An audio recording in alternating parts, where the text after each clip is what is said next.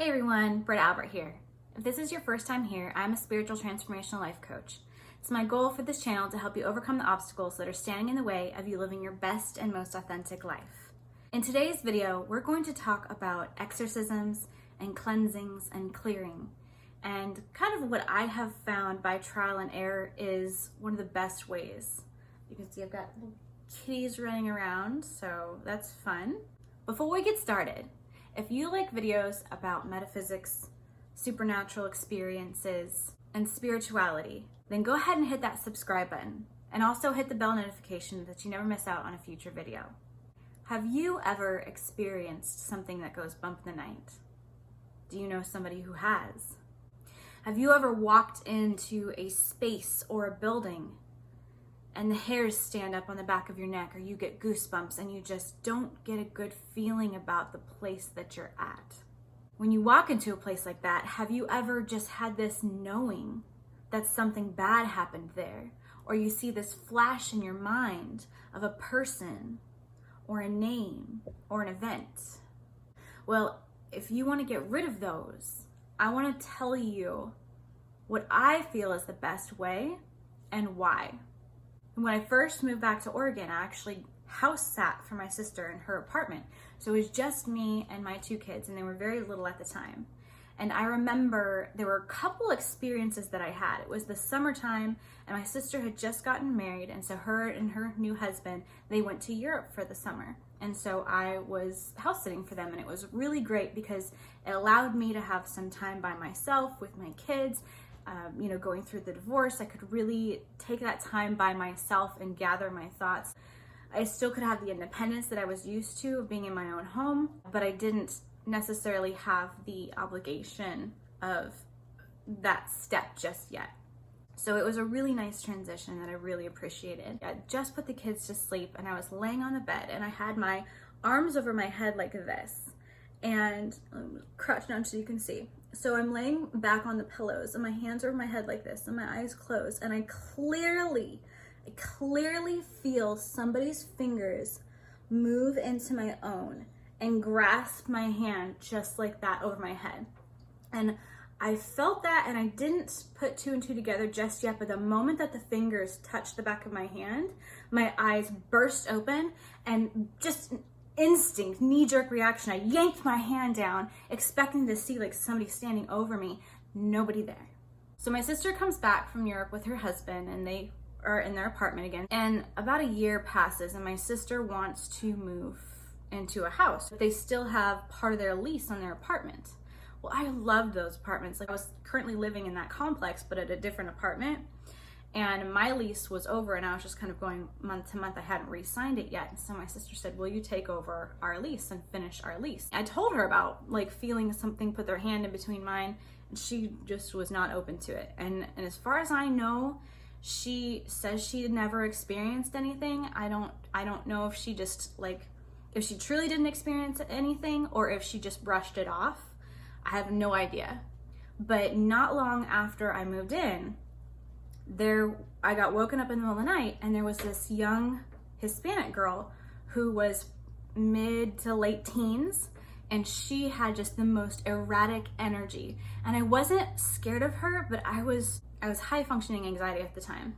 I was working 2 jobs. I was stressed out, being a single mom, going through a divorce. Like, I don't really know how I feel about the supernatural stuff. I'm not super open to it.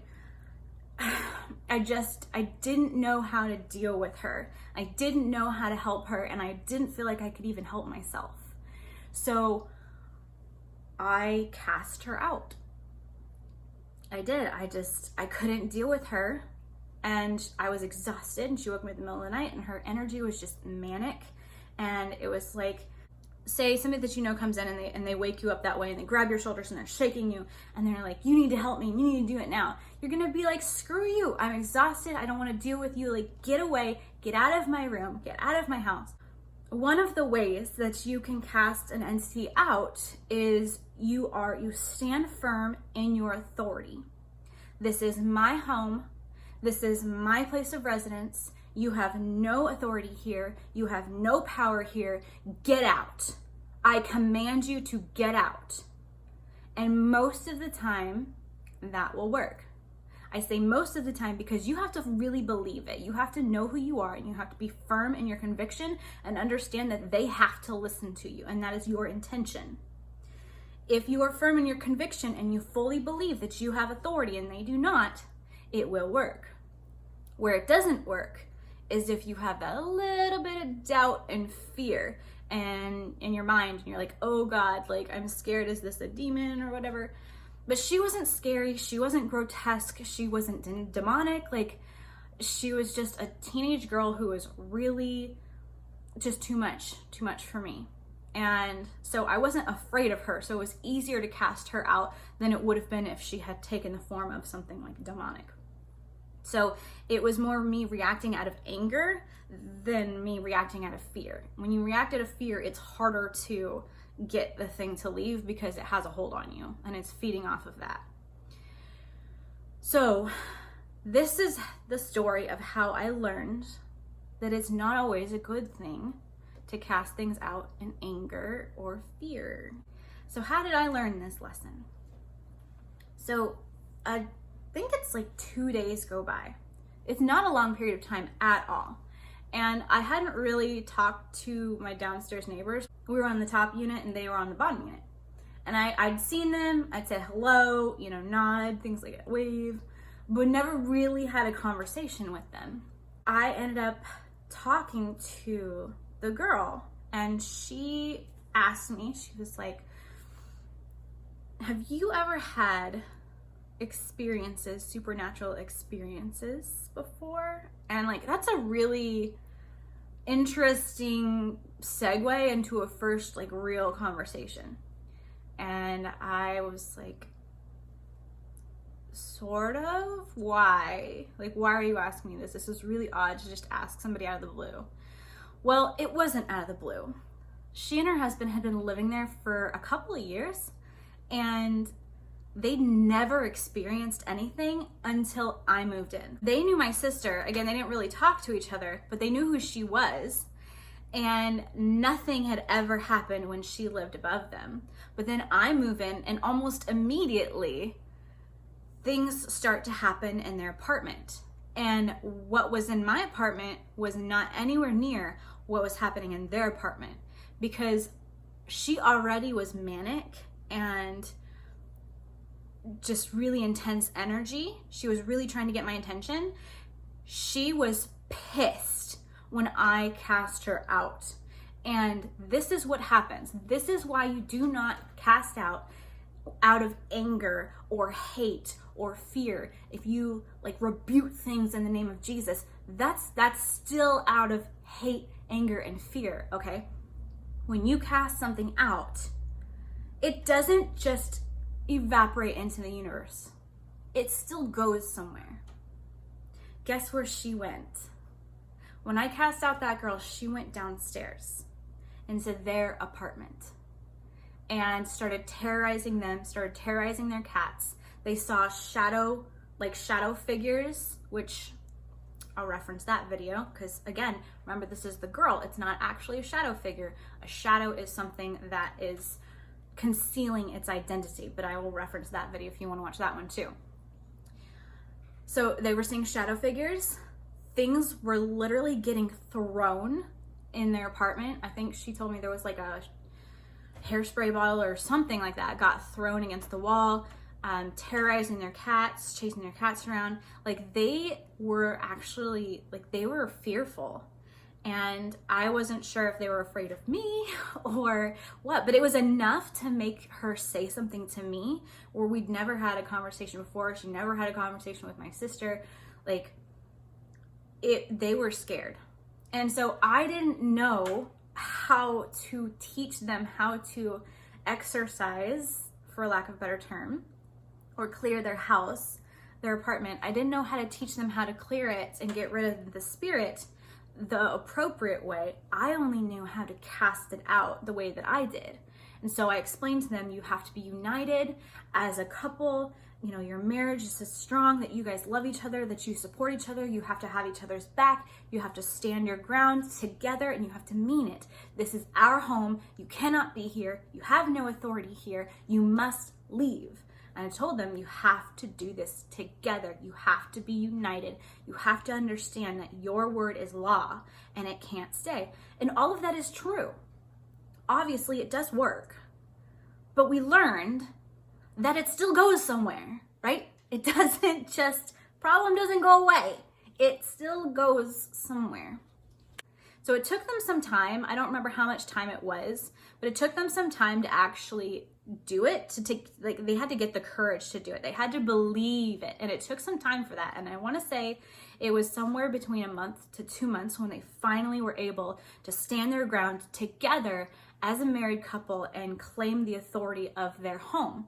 And they were able to cast the entity out. I say the entity because, again, it didn't show them its true self as this 16, 17-year-old Hispanic girl. It showed itself as a shadow entity.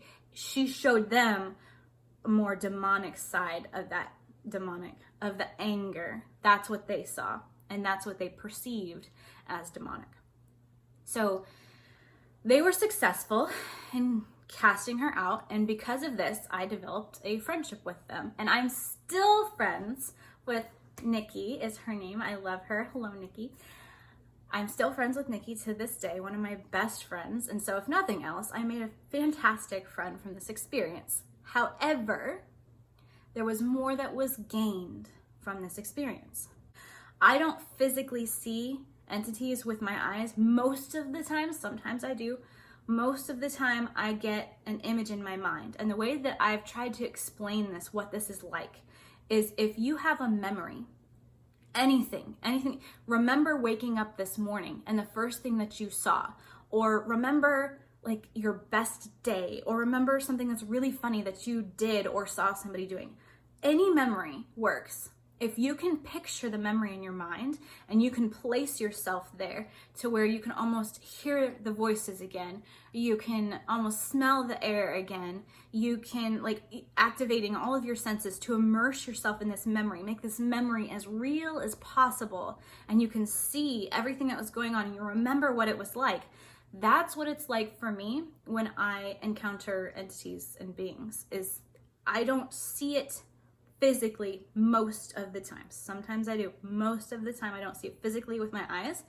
I get this image in my mind and I'm able to, it's live, like it's happening live. So I can tell you where they're standing, I can tell you what they're wearing, I can tell you what they look like, I can tell you even if they're not standing, if they're crouching, if they're whatever they're doing, if they're hiding, and that's how I can unmask them as well. So because they cast her out of their apartment, now she's wandering around the grounds of the apartment complex. I felt a personal responsibility when I realized at this point what had happened.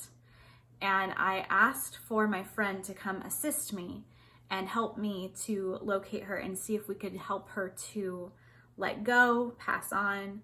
I really wasn't sure. This was the first time I ever experienced something like this. And so again, this is trial and error for me. I'm figuring this out. I'm going based off of religious information. I'm going based off of shows that I'm watching. I don't know what I'm doing. So I'm making mistakes as I go and I'm learning from them. We locate her and pretty much just found out what she wanted, and so helped her to cross over. So there's that. Then fast forward a couple of years, move back to South Carolina and move into this house where there's another spirit who is not happy that we are there. We are not the caliber of people that she would have wanted living in her house. We don't have the money, we don't have the social status, and that was when I was living with my fiance at the time. So we were also an unwed couple living in her house as well. So there was lots of reasons for her to be very upset, this entity who had lived there before, for her to be very upset of us living in her house. Now with her, I had learned my lesson not to cast things out with anger and hate and fear. So I did ask for assistance. I was seeking answers. How can I do this better? And my stepdad actually was the one who was he made the most perfect, beautiful, awesome recommendation. Why don't you ask another spirit to come in who lived a life similar to her that can help her let go and move on, and just grant them authority and protection to do what they need to do to help her to move on, because she's not talking to you. She's not going to work with you. She's like, she did not want to communicate with me at all. It was extremely hostile. From day one, we experienced supernatural events in the home. She was messing with my kids. It was just a really oppressive atmosphere. You felt like you were not wanted. Like, it was hostile in the house. And after I did that, and pretty much just said, I'm asking any benevolent beings to come in, any spirits who've lived a life similar to hers, who were able to overcome the things that she maybe wasn't able to overcome, whatever's keeping her stuck here. Please come into this space. I grant you full authority to do what you need to do. Once she lets go, then you also must leave, because this is still my sacred space. Closing any door that may have been opened with doing that. I can tell you the day and the moment that she let go, the energy in the room just lifted. It felt like you're carrying this sack of rocks on your back, and then all of a sudden you can stand up straighter, you can breathe, the air felt cleaner. And this is the thing that got me the most: the actual lights got visibly brighter, not just for me, but anyone who came to the house. Everyone who came to the house, they could feel that the presence was lighter. It felt more like a home. It felt welcoming instead of like creepy and old and oppressive.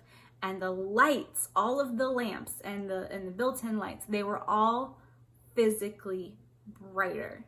It was insane. And that was how I learned that you perform exorcisms and clearings and things like that with love. Now, that's easier said than done. As I said before, if you are fearful or if you are like hate-filled, if whenever we see exorcisms and we see like the Catholic Church performing in these exorcisms, or we hear about it, usually it's going to be in movies and shows, and so it's already going to be exaggerated beyond what normally happens anyway. But these people, they, number one, they believe, and that is the biggest thing, because it's your intention. They set the intention that they're going to clear an entity. They believe that it's going to happen. They spend days preparing themselves, protecting themselves. But there's two parts to this. It's true for us, it's true for emotions, it's true for entities, because it's all energy, right? Again, I've said this so many times. Everything is on a spectrum. So you have, on one end of the spectrum, you have the positive end of the spectrum, which is service to others. You have the negative end of the spectrum, which is service to self. We all have free will to choose what polarity we want to, whether it's the positive service to others or the negative service to self. There's no real wrong. It's just, what polarity do we choose? And even if you choose negative, eventually you have to come back around to the positive end of the polarity, because, not to get too much into that, but total positive polarity is to come back with source. And so it's all of our destiny, essentially, to end up coming back to source, coming back to God, having that oneness, that relationship, that unity. When it comes to these entities, when you encounter something that you would deem demonic, they lie. They often lie. They will tell you that they're the devil. They'll tell you that they're Satan. They'll tell you that they're a demon. They'll tell you whatever you need to believe, whatever your belief system is, they're going to tell you that that's what they are in order to get the most fear from you. Because when you're full of fear, you're full of doubt. You would not be fearful if you had zero doubt. Fear cannot exist when there is no doubt. So if there's fear, there's doubt. If there's doubt, you're not standing in your authority. You're not standing in your wholeness. And they will thrive off of that. And that's where they can feed off of you. They can absorb that negativity. And what that does is it assists their polarity. So say if they're wanting to get here on the scale of negative polarity, and they're right here, being in the presence of love, just being in the presence of love is going to affect their polarity, and it's going to make them lose the ground. It's much harder to keep negative polarity than it is positive polarity. positive polarity just comes naturally to us. It's truthfully the road of least resistance. So it's very difficult to maintain a negative polarity. You have to work really hard at it. Just being in the presence of love, light, positive polarity can pull up a negative polarity on the spectrum. They can lose, if you picture it with notches like a ruler, they can lose a couple notches just by being in the presence of love.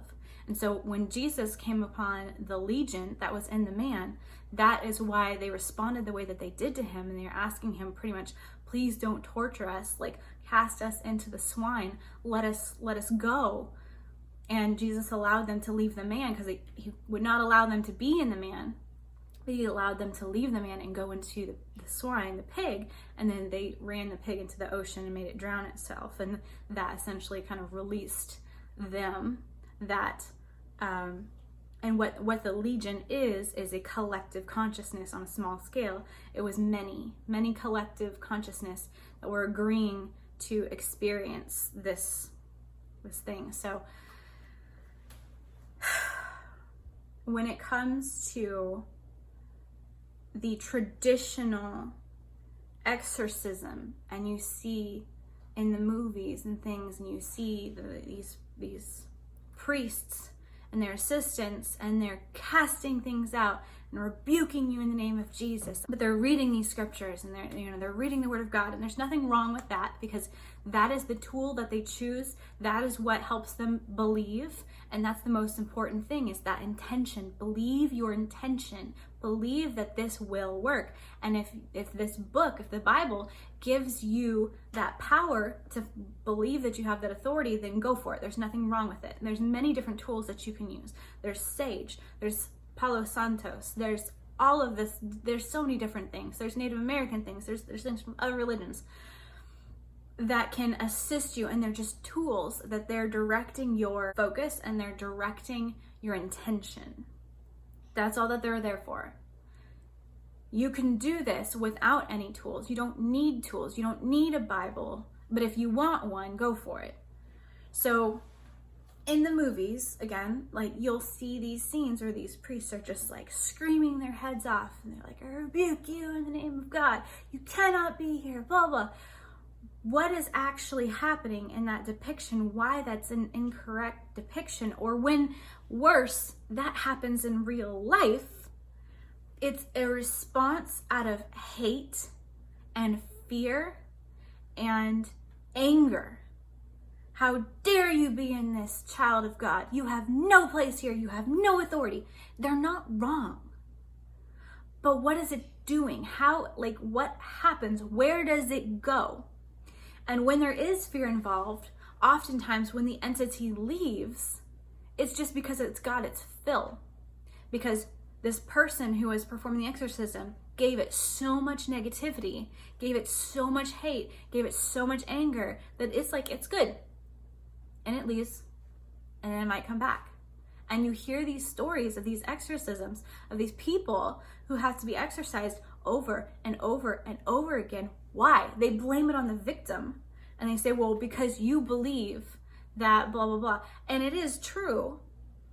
And it's not victim blaming, but it's the reason why we can make ourselves sick. It's the reason that when something happens to us, we stay in victim mentality. There's nothing wrong or bad about being the victim, but it's when we keep ourselves there that we lock ourselves in our own prison. So it works the same way on the spiritual realm, because it's all energy. But the people who are victim blaming and saying, well, this entity is coming back because you're still dabbling in whatever you were dabbling in, or you opened a door and now it's your fault that you're possessed, or you're too weak-minded, or whatever the reason is. If an entity keeps coming back, a lot of the times the victim is the one that's to blame. But in reality, they were never cured to begin with. It never went away to begin with. It just went away for a time because it had its fill. Because the way that the exorcism was performed was with hate and anger and reproach and just malice and disgust and whatever. All of these delicious negative emotions that this entity is just soaking up. And then it goes, and it might come back, It might not come back. It might find another host. It might find a more deliciously negative situation for it to leech off of. How do you perform then out of love? One of the things that I hear people getting really frustrated about when you tell them, oh, well, you just gotta love people. I'm not talking about loving and allowing bad things to happen. I'm not talking about being loving and being walked all over. I am not talking about being loving and being this timid person. Again, we look at Jesus with the legion that was in the man that he cast out. His very presence was torturous to the legion. Why? Because he resonated love and he resonated light, and he is like here on the spectrum, and they're here, like they've worked really hard to get to that level of negativity on the spectrum, and Jesus being in the presence alone is making them to lose some of that ground and pulling them further and further up the spectrum. So just being in the presence of love is enough to make something flee and never come back, because it's going to lose its polarity. It's going to lose its ground. It's going to lose all of that hard work. And it's not worth it when it's chosen of its own free will to have that path of negativity. So when you approach something and you're exercising and you're clearing a home, you go in with a heart of service, but also still knowing who you are. Again, because Jesus was not a pushover, right? Jesus is not like, oh, well, can you please leave? Like, I really love this person and I love you and I want to make sure that you're okay, that everybody's okay. That was not Jesus. You can be full of love and be a very effective fighter. When you are, think of it, this example. If you're a loving parent and you have a toddler, you're not going to force your toddler to do something that's going to mentally scar them, right? But you will explain to them why they don't do certain things. So I'm not going to put my child's hand on a hot stove so that they'll learn that the stove is hot. No, why would I do that? That'd be so harmful to my child. I love my child. But I will say, this is why we don't do that. And I will not allow them to hurt themselves nor somebody else. Because I love them. They can lay on the floor and have a temper tantrum because I refuse to let them touch the stove. That's fine. Have your temper tantrum. Because I love you and I refuse to allow you to hurt yourself or somebody else because you're not understanding that concept yet. So it works the same way. When you're operating in a place of love, you are far more effective to make changes in the world and to affect people around you and really just affect everything energetically. The most effective fighters and change makers come from a place of love and peace and knowing who they are. And think about it this way. If you are having an altercation and somebody comes to you and they are just absolutely irate and they're screaming in your face and they are threatening violence, physical violence against you. And then you have this other person who's very upset, but they can see things from two different points of view and they want to have a discussion that actually gets things done. Who are you more willing to work with and why? You're going to want to talk to the civilized person, aren't you? Because this person over here is too upset. They're too wrapped up in their emotions. They're acting erratically. You can't even tell what they're going to do. Are they going to do physical violence against you, or are they going to calm down? Can you even have a logical and concise conversation with them? You don't even know, not until they calm down, because they can't hear you. They're just screaming. There's no way that you can even talk to that person. But this person over here, you understand they're upset. You understand that they're not standing for whatever's going on. They have their opinions, they have their views, but they're respecting who's in front of them. They're not threatening bodily harm. They're not threatening violence. They're not screaming, but they do have their convictions and they want to discuss and create a plan and make things get done now. Do you see how much more effective that is in comparison? So it works the same way when you're casting something out. When you approach it in a way that is with love, how can I serve you? For me, when I go into a building or something and I'm clearing it, I have a perfect example of something that just happened a week ago.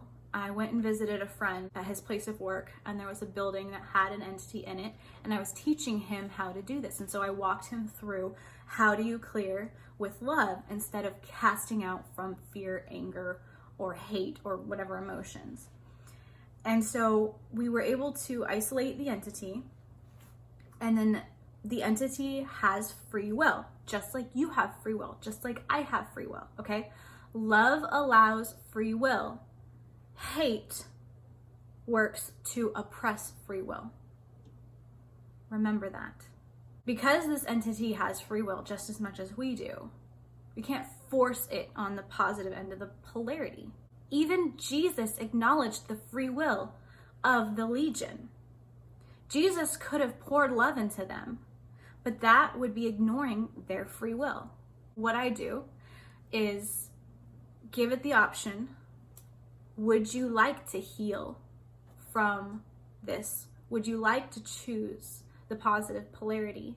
And I can assist you, or I can call in others to assist you, which is often the best way to do it.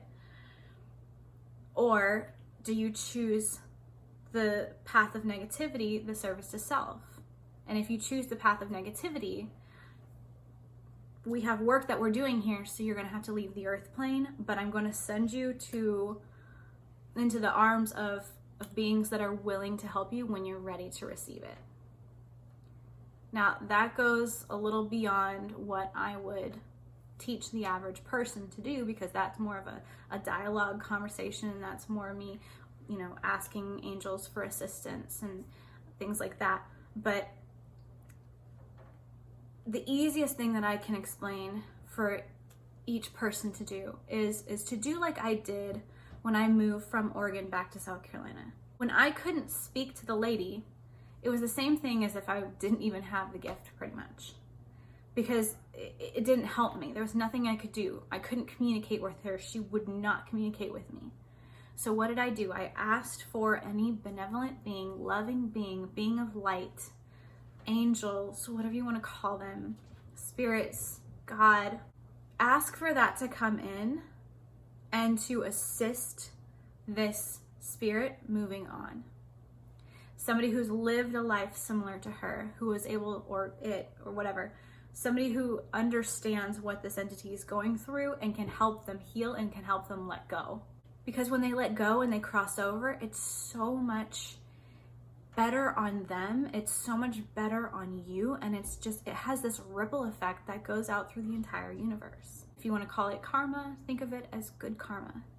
Sowing and reaping. However you want to look at it, you're putting good out there, you're going to receive good back. It has a ripple effect that affects everything. And likewise, when you respond with fear and anger and aggression and all of these more negative spectrum emotions, what are you giving power? And that also has a ripple effect. That also is going to affect the universe. It's also going to affect our world. It's also going to affect your community. I hope that this was insightful, maybe gave you a different perspective on how to handle clearings and things like that. If you guys want a more specific video where I actually show what I do, let me know. I can do that. But I just wanted to give you guys really the understanding of the why. Why is this important? Why do we do it out of love versus out of fear or anger? What's the difference? What do they both do? They both work, but you decide what you think is going to be more effective, what's going to be less traumatic, what's going to be less work. And I will always recommend going from the side of love, peace, wholeness, light, positive end of the spectrum. If you know somebody that needs to hear this message, please share this video with them. And again, go ahead and hit that subscribe button if you're not already subscribed. I've said this before in my videos, and I appreciate you guys being here so much, but 90% of the people that watch my videos are not subscribed. If you guys want to see more videos like this, let's build this community. Please subscribe. I love you guys, and I will see you next time.